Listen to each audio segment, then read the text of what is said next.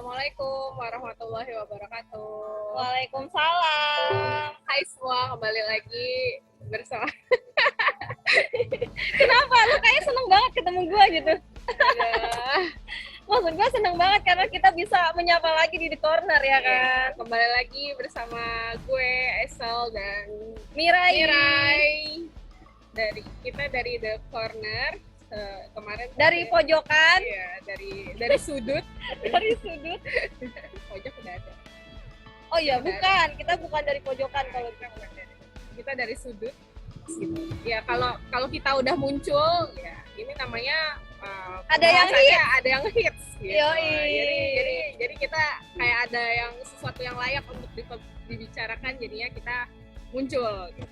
Iya, sebelumnya kan video kita yang pertama kita ngomongin soal itu kan, blundernya teman-teman feminis ketika menghadapi argumentasi kita tentang RUU PKS.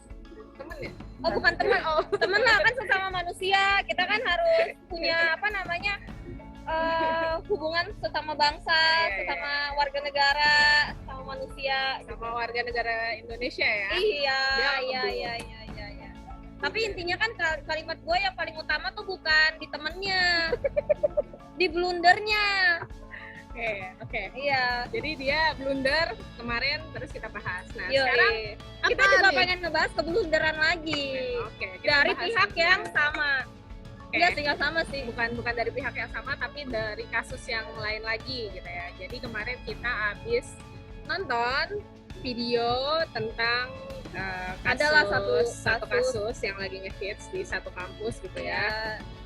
Dia intinya bersaksi bahwa dia itu udah dilecehkan oleh dosen pembimbingnya gitu kan.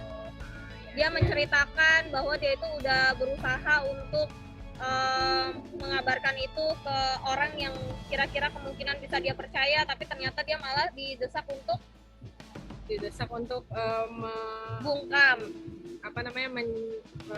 menyelesaikan kasusnya gitu, tidak membahas kasusnya lagi. Iya, intinya inti video itu sih yang gue tangkap kayak gitu sih.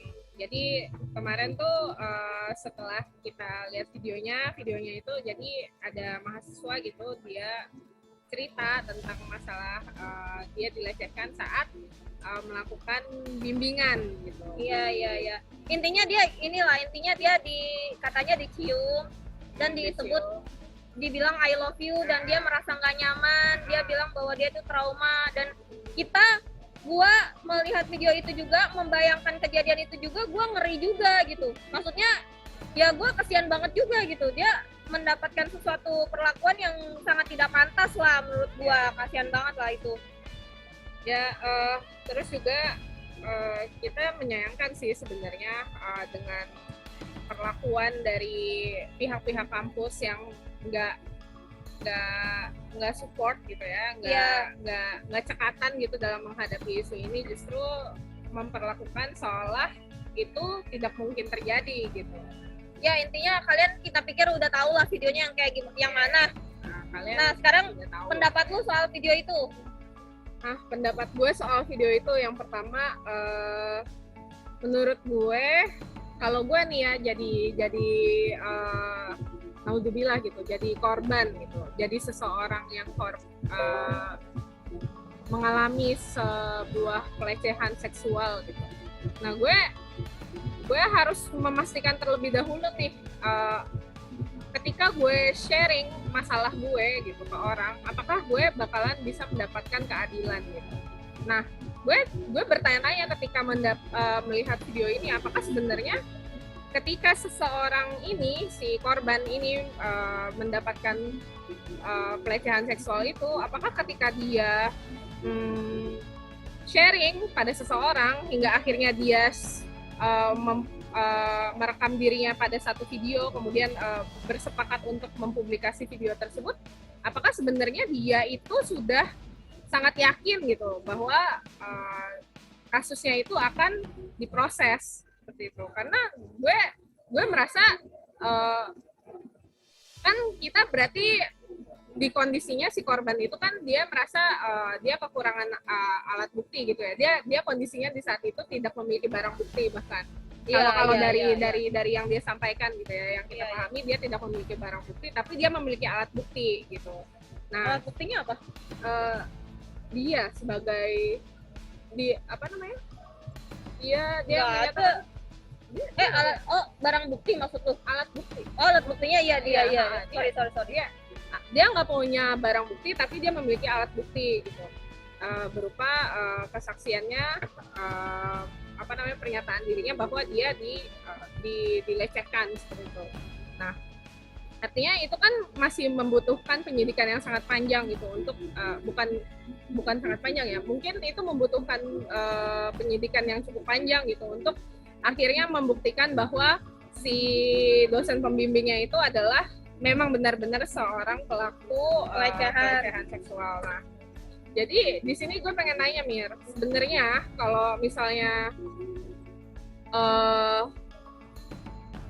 sebenarnya tuh proses dari pelaporan ini tuh kayak gimana sih? Maksudnya apakah beneran ketika seseorang melakukan publikasi gitu, nah publikasi tentang kasusnya itu akan lebih mempercepat dirinya mendapatkan proses keadilan atau malah berpotensi untuk dia dikriminalisasi balik gitu? Soalnya kan banyak nih kasus-kasus sebelumnya, sebelum si korban ini sebelumnya udah banyak kasus yang serupa gitu. Dia melakukan publikasi padahal proses penyidikan belum selesai, belum solid, belum ketahuan siapa pelakunya gitu ya dari penyidikan.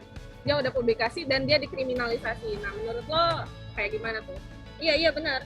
Jadi ya emang ini adalah satu perbuatan yang menurut gua sangat tidak dianjurkan buat korban kejahatan seksual gitu. Kalau lu mendapatkan perlakuan seperti itu, maka yang paling tepat itu bukan mempublikasikan itu gitu. Karena ya itu tadi yang lo mungkin juga kita sama-sama udah tangkap, siapapun nanti maksudnya orang yang kita sebut di dalam video itu akan bisa justru jadi punya barang bukti untuk nangkep kita melakukan pencemaran nama baik atau penyalahgunaan teknologi informasi gitu. Ya sama kan seperti kasus yang ini kan juga gue denger kan lagi bergulir justru bukan kasus di pelecehan seksualnya, tapi yang bergulir adalah kasus pencemaran nama baiknya kan, penyalahgunaan teknologi informasinya itu yang di Undang-Undang ITE gitu. Ini di luar dari ngebahas soal Undang-Undang ITE ya, tapi kalau menurut gue ibaratnya pendamping atau orang hukum atau pengacara mungkin yang mendampingi korban yang meminta dia melakukan kesaksian publik seperti ini itu sangat tidak profesional. Oh gitu? Iya dong, karena dia membahayakan kliennya sendiri. Kita kan ketika ngebela klien kan kita harus memikirkan semua langkah yang paling mungkin supaya klien kita untung dong, gitu kan? Oh jadi itu sebuah hal sangat yang tidak sangat profesional. merugikan. Iya dong, sangat merugikan dong. Karena itu tadi yang gue bilang, dia dapat kasus kejahatan seksual nih, dia nggak punya barang bukti. Tapi atas kasus tersebut, dia malah jadi menyediakan barang bukti untuk orang lain untuk mempidana dia, gitu. Wah, jadi ya dia sangat nggak profesional kalau menurut gue. Siapapun yang ngasih advice untuk orang tuh sebelum kasusnya berkesimpulan itu disuruh untuk membuat kesaksian publik seperti itu. Oh gitu. Ya. Nah, jadi gini Mira, biar jelas gitu ya.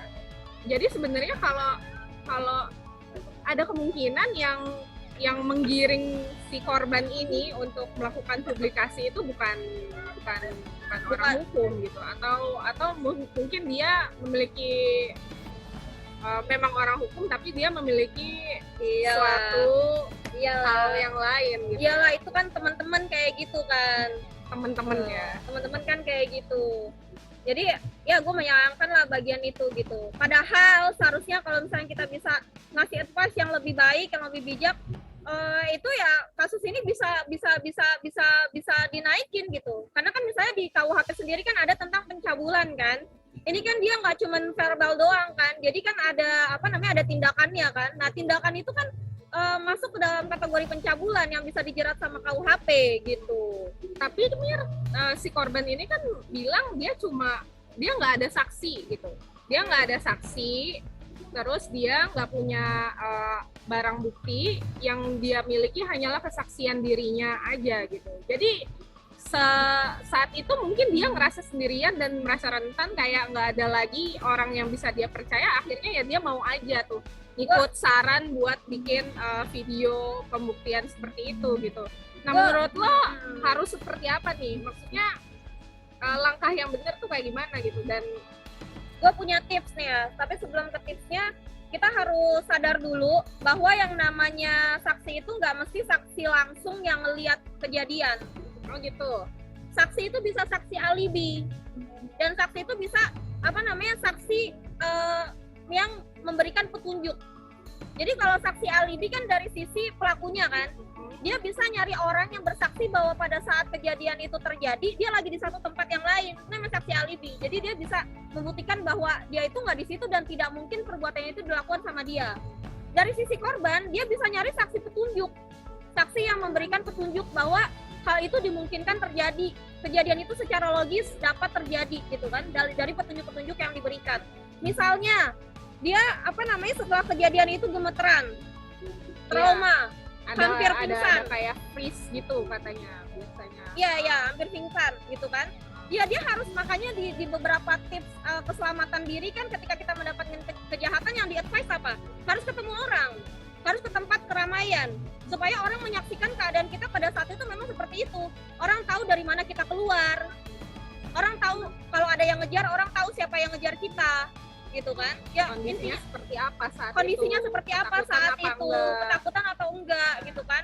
Kena tekanan mental seperti apa? Dan apa kata-kata yang kita keluarkan pada saat itu bisa jadi petunjuk yang kuat. Misalnya pas lo keluar dari ruangan itu misalnya gitu kan, terus lo tiba-tiba saya gitu kan, itu juga bisa jadi kesaksian pada saat itu. Itu bukan itu bukan jadi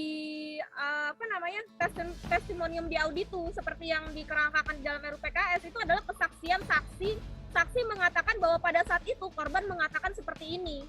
Kalau misalkan udah selesai dari kejadiannya, saksi adalah orang yang diceritain, itu nggak bisa lagi jadi kesaksian. Makanya itu sangat tidak logis RUU PKS yang kemarin gitu kan.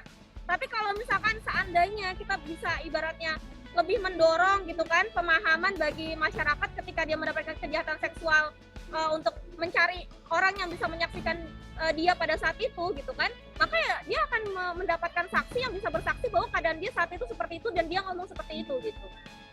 Jadi ya itu sih.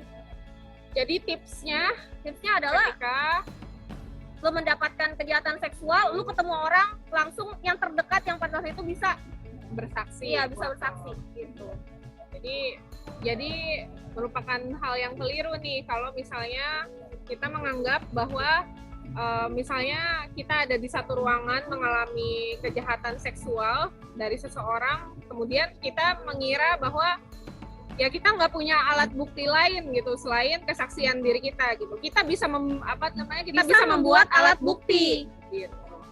Jadi kita bisa membuat alat bukti dan justru itu kuat ya di pengadilan. Ya kuat karena akan menimbulkan petunjuk-petunjuk kan bagi hakim. Ya. Dan tujuan dari pengadilan itu kan menimbulkan keyakinan hakim. Jadi kalau hakimnya yakin bahwa suatu kejadian itu terjadi, ya maka hakim akan memutuskan berdasarkan keyakinan tersebut gitu. Jadi yang perlu kita lakukan sebagai korban adalah membuat petunjuk-petunjuk supaya menimbulkan keyakinan hakim itu tadi gitu. Korban dan advisor ya, korban dan pengacara ya maksud gua. Nah, pihak korban. Nah, berarti orang-orang yang merasa korban nih ketika mendapatkan pendamping gitu, yang demikian, yang nyuruh lo tinggalin pendampingnya, yang nyuruh lo melakukan publikasi kasus lo gitu ke muka publik gitu ya, sampai biar semua orang mendengar perasaan lo, itu namanya politisasi kasus pelecehan seksual lo. Iya, karena kan kita juga ngelihat kan gimana misalnya kasus Baik Nuril digunakan untuk politisasi. Iya. Ketika Baik Nuril kalah, mereka juga mempolitisasi itu juga gitu. Jadi ya, jadi mereka sangat diuntungkan di atas penderitaan lo gitu. Udah lo menderita sebagai korban, lo dikriminalisasi oleh pelakunya gitu. Dan mereka cuma mendapatkan keuntungan dari kasus. Keuntungan ideologis ya. Keuntungan ideologis. Bukan ya mereka tetap berjalan mendapatkan keuntungan ideologis sambil ya membenahi apa yang Menjadikan kasus- mereka iya, rusak kasus gitu lu. dari diri lo gitu. Iya. Jadi kalau dapet pendamping yang ibaratnya ngasih advice untuk lu memberikan pernyataan seperti itu tanpa membantu lu mencari alat-alat bukti yang lain, itu kacau sih. Jadi Harusnya pertama kali yang dilakukan pendamping adalah menginvestigasi kemungkinan adanya saksi pada saat kejadian yang bisa menjadi petunjuk gitu. Misalnya dia di ruang dia di ruang kantor. Dia keluar dari ruang kantor itu ada resepsionis. Ya harusnya pendamping pertama kali nanyain resepsionis itu pada tanggal segini jam segini dia benar gak ada di situ. Dia keluar gak dari situ gitu kan. Gimana keadaan dia pada saat itu, sekalipun si korbannya ini mungkin bukan tipe orang yang langsung ngadu gitu kan, tapi kan pendamping bisa langsung situ. Ya yang diajak, yang ditulis, yang setelah investigasi itu ya dia harusnya narik orang untuk lu mau gak bersaksi buat klien gua, harusnya gitu dong. Lu mau gak bantu klien gua, mau gak kita ke SPKT, ke polisi untuk ngasih pernyataan bahwa ini udah terjadi seperti ini gitu. Kalau misalkan ada satpam misalnya, satpamnya juga bisa diajak juga ngomong gitu kan. Pada tanggal segini ada gak dia beneran nggak? Itu ibaratnya resepsionis katanya. Resepsionis, satpam gitu. Kalau menurut gue dan CCTV juga bisa juga aja. Misalnya CCTV nggak perlu CCTV yang ada di ruangan itu, CCTV yang ada di gedung itu gitu kan, ke ruangan itu, di gedung gitu, itu bersama misalnya. orang tersebut, Iya, misalnya kalau di CCTV itu nangkep dia jalan sambil tergopoh-gopoh gitu kan, masa hakim jadi nggak ngelihat sih bahwa kejadian itu ternyata beneran ada gitu kan. Harusnya sebelum saksinya didorong ke muka publik kayak gitu, pendamping ya harusnya ngumpulin dulu bukti-bukti ini. Sekarang gue tanya pendamping yang bikin si korban ini bersaksi kayak gitu udah menjalankan investigasi sedalam ini apa enggak gitu, benar-benar untuk membantu si korban. Gue pikir enggak ya, kalau dilihat dari alur cerita yang disampaikan sama si korban di video itu gitu. Jadi alur ceritanya si korban itu cuma langsung menghubungi kajur gitu ya. Dan malah dosen, satu orang dosen ini ke ketua jurusan. Nah, ya jadinya justru mendapatkan seperti alur cerita yang sama gitu, yang seolah mereka inginkan gitu, bahwa kalau cerita ke orang lain pasti pasti nggak didukung, kemudian malah diviktimisasi gitu, victim blaming gitu ya, disalahin korbannya gitu, kemudian dan itu malah mendukung semuanya gitu. Sebenarnya di sini kita juga bukan untuk menyalahkan korban gitu ya. Salah strategi dan kasihan korbannya gitu sih. Tapi kita mau ngasih tahu bahwa praktek lo itu ditipu gitu. Iya. Ada orang yang menggunakan kasus lo untuk kepentingan dia gitu, untuk kepentingan untuk kelancaran satu kampanye gitu. Jadi nggak cuma masalah kasus lo aja gitu. Ya, gue juga pengen ngomongin soal ini ya, konteks pemidanaan secara umum gitu. Konteks pemidanaan secara umum itu adalah satu proses rasional. Jadi kalau lu jadi korban, lu harus tahu bahwa ada satu konteks rasional yang harus lu alami untuk mendapatkan keadilan. Karena orang yang mau ngebantu lu itu juga punya kebutuhan rasional untuk meyakinkan kejadian itu ada gitu, bahwa pernyataan itu benar adanya. Jadi sebagai korban, maksud gue sebagai pendamping, kita justru harus menguatkan gitu kan klien kita gitu. Sebagai pengacara harus menguatkan klien kita untuk menjalani proses-proses rasional tersebut gitu. Proses pembuktian tersebut gitu. Ditanya berkali-kali atau prosesnya seperti apa yang lo maksud? Ya, gue pengen ngomongin soal yang ada di TPKS ya, di RUU TPKS gitu kan. Di RUU TPKS itu kan mereka merancangkan bahwa yang namanya saksi itu bisa ibaratnya tuh diakui kesaksiannya di muka hakim dengan satu rekaman kesaksian. Jadi dengan satu rekaman kesaksian, dia pengen dianggap itu sebagai kesaksian di muka persidangan gitu di TPKS itu. Nah ini kalau menurut gue sangat berbahaya dan sangat mencederai proses rasional dalam mencari keadilan. Karena kita kan butuh pembuktian. Kalau lu ibaratnya itu adalah satu hal yang yang sangat logis untuk lu kalau misalnya jadi saksi dan korban, lu ditanya di tingkat penyidikan gitu kan, kemudian lu ditanya ketika di tingkat persidangan, itu adalah satu hal yang logis. Ditanya lagi sama jaksa, ditanya lagi sama hakim, karena mereka mencari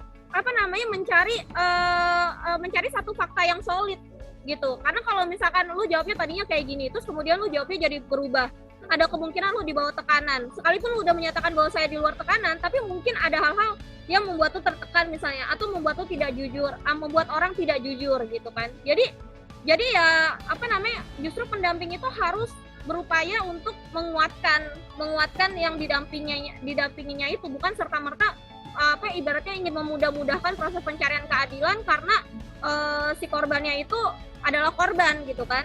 Gitu ya, kita tahu gitu, korban adalah korban, dia punya segala macam kerentanan gitu kan ya, makanya ada pengacara untuk maksud gua ada pendamping gitu kan, ada pendamping juga secara psikologis itu juga ada gitu. Iya.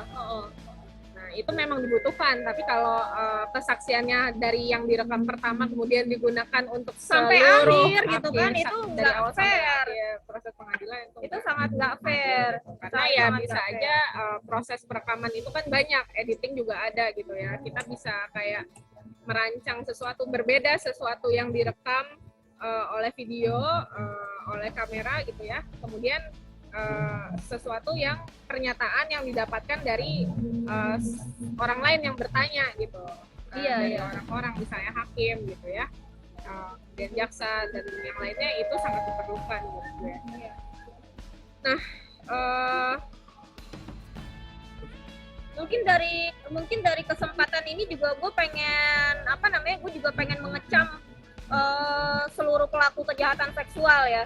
Jadi dari segala macam kekejian yang mereka lakukan ke masyarakat sehingga menimbulkan ketakutan gitu kan, sehingga menimbulkan ketidakamanan gitu, sehingga menimbulkan kelompok teman-teman yang jadi seperti ini, yang hilang akal kalau menurut gua gitu kan. Itu kan juga sebenarnya kan ada sumbangsi utama dari para pelaku kejahatan seksual gitu. Jadi ya kita turut mengecam pelaku kejahatan seksual siapapun kayak gitu kan, karena mereka yang ngebuat masyarakat kita jadi masyarakat yang lebih bobrok gitu kan. Dan kita sekarang ibaratnya ada di dalam situasi dilema terhadap isu-isu kesusilaan seperti ini juga karena mereka menimbulkan masalah gitu. Kalau menurut gue, kalau misalkan kita konsisten dengan percita-citaan kita sebagai masyarakat yang beradab sebagaimana diamankan oleh konstitusi gitu kan, masyarakat yang berketuhanan yang Maha Esa gitu kan, maka ya kasus-kasus seperti ini akan sangat minim sekali dan bahkan tidak ada gitu. Tapi kalau misalkan kita malah menyuruh orang untuk menjadi bebas secara seksual, ya justru penjahat seksual malah semakin banyak dong. Dan akhirnya pemikiran yang mendorong kebebasan seksual sebagaimana misalnya yang kemarin baru ya ada di Permendikbudristek gitu kan. Ada. Itu kalau menurut gue justru mereka ada di sisi yang sama dengan para penjahat seksual sih, para penjahat kesusilaan gitu. Mereka justru mendorong supaya terjadi lebih banyak lagi kasus kejahatan seksual gitu. Dengan adanya Permendikbud yang seperti itu. Gue shock sih ngelihat kasus-kasus jenis tindak kekerasan seksual yang ada di situ gitu. Kenapa kayak membuka baju gitu tanpa persetujuan, kemudian juga melakukan jual beli gitu tanpa persetujuan. Itu menurut gue sangat menghancurkan dunia pendidikan. Ini balik lagi ke yang soal persaksian itu tadi. Kalau misalnya mau nyari saksi petunjuk juga bisa juga, misalnya kita nyari ke orang yang apakah dimungkinkan orang seperti ini melakukan ini gitu kan, dia juga bisa bersaksi buat kita juga gitu kan, apakah dia ibaratnya pernah diketahui melakukan suatu perbuatan yang ini gitu. Itu juga tips juga gitu sih, tips tambahan tadi. Jadi tapi ini kayaknya nggak semua kasus perlu dibawa ke pidana nggak sih, Mir? Kayak misalnya kasus yang tadi teman kerja lo yang kayak begitu. Apakah mungkin kan ini juga ada kasusnya kayak catcalling gitu kan? Nah, catcalling itu kan mereka bersemangat banget kayak orang-orang yang sering nyapa kita di jalan gitu ya. Iya, itu masuk ke dalam surveinya mereka yang terkenal gitu kan. Catatan tahunan mereka. Ya, setiap tahunnya meningkat sudah 800%. yang kayak begitu dimasukin. Yang assalamualaikum Aduh. Mukti. Ya. Intinya mereka pengen menggambarkan situasi kemasyarakatan yang mereka pikir patriarki gitu kan, untuk menggambarkan itu, tapi itu sangat tidak bijak lah. Padahal ada sebenarnya hal-hal yang bisa kita selesaikan dari respon kita terhadap lingkungan kita gitu. Nggak perlu sampai dibawa ke ranah pengadilan gitu. Iya benar-benar, karena ya ranah pengadilan ya itu tadi yang gue bilang adalah satu proses rasional yang lu harus endure sama itu, lu harus mau mengikuti proses-prosesnya kayak gitu. Karena ya itu tadi, orang kan menjatuhkan hukuman harus melalui suatu proses, harus melalui satu proses logis gitu, harus melalui proses pembuktian. Okay. Lu ada tips, gua ada tips lain soal the real women support women. Apa tuh? Kalau lu emang punya teman cewek gitu kan, ya kita harus tahu apa namanya hal-hal yang mungkin akan menjadi rentan untuk dia gitu, menimbulkan resiko bagi dia terkena kejahatan seksual gitu kan. Misalnya kita bisa nemenin dia kalau misalkan dia pengen kemana kayak gitu. Misalnya kayak gue dulu kalau misalnya bimbingan ya gue ajak temen gue nggak pernah ketemu sama dosen gue berdua. Misalnya gue ke rumah sakit gitu kan, misalnya gue diperiksa yang harus dibuka baju gue, ya gue panggil temen gue dan gue panggil susternya harus ada di tempat itu gitu kan, supaya gue ngerasa aman gitu. Jadi ada banyak hal-hal yang bisa kita lakukan gitu kan, dan kita dengan saling peduli gitu, dengan the real women support woman yang tadi itu gitu. Kalau misalnya lu tahu temen lu misalnya ke diskotik gitu kan, apakah lu akan biarkan dia kayak gitu kan, karena lu tahu diskotik tempat kayak apa misalnya gitu. Kalau misalkan lu tahu misalnya temen lu ya itu tadi yang gue bilang gitu kan, ada kemungkinan dalam situasi tersebut dia akan kena kejahatan seksual, apakah lu akan biarin aja gitu kan enggak kan? Ya, jadi kalau temen lu mau ke diskotik, jangan lu malah nemenin ke diskotik. Ya salah ya, bukan maksud gue itu, bukan tapi dilarang, tapi dilarang gitu, tapi diingetin itu tempat yang gitu. rentan buat Kalau temen lu pacaran dan lu tahu temen pacarnya misalnya mesum gitu kan, ya lu bilangin, lu suruh putus gitu dari dia gitu kan. Jangan ikutan pacaran Jangan juga ikutan sama pacaran juga, orang yang sama gitu. Maksudnya dari women support women bukan berarti selalu nemenin ya, tapi bisa juga ya lu ngasih tahu gitu kan, ngasih tahu jangan kayak gitu. Nah, jadi kita mau ngingetin lagi nih buat cewek-cewek terutama dan semuanya gitu ya, baik laki-laki ataupun perempuan, semua orang. Laki-laki juga bisa kena itu loh. Ya, laki-laki apalagi mereka lebih kayak nggak mau gitu ya mengadukan bahwa dia mengalami pelecehan seksual dari laki-laki gitu, kayak semacam malu gitu ya. Nah, itu gimana bahasanya? Maksudnya laki-laki juga harus kita peduliin juga. Ya, maksudnya jadi kayak apa? Ya, jadi dia perlu rasanya untuk tetap melakukan proses yang sama gitu ketika lo mengalami sebuah kejahatan seksual dari orang lain dan lo nggak memiliki alat bukti yang lain gitu, lo nggak memiliki saksi gitu. Misalnya kejadiannya ada di dalam kamar mandi gitu ya, kamar mandi fitness gitu.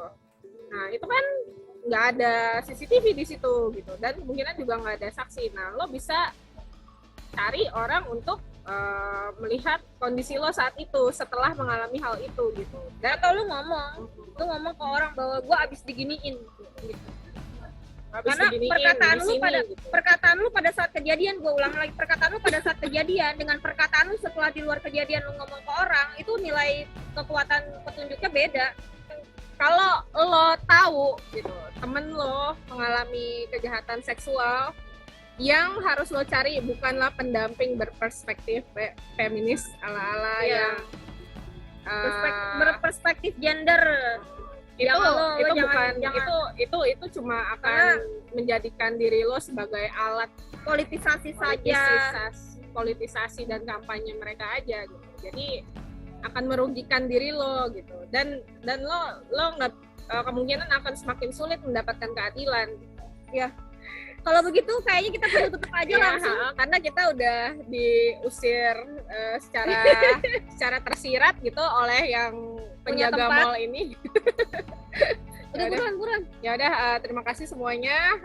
Sampai jumpa lagi di The Corner berikutnya. Sampai jumpa lagi di kasus ngehits berikutnya. Assalamualaikum warahmatullahi wabarakatuh. Waalaikumsalam warahmatullahi wabarakatuh.